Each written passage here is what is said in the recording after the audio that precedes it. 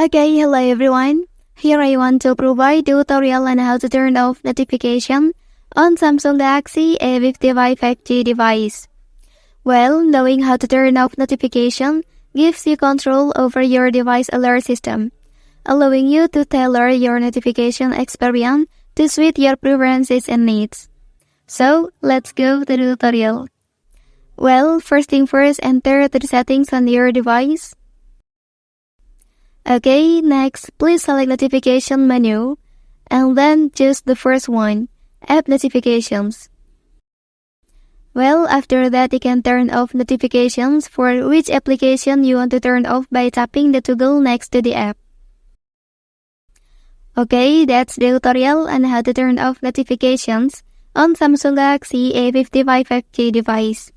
If you are helped by this video, don't forget to like and subscribe to get other information from this channel. Thank you.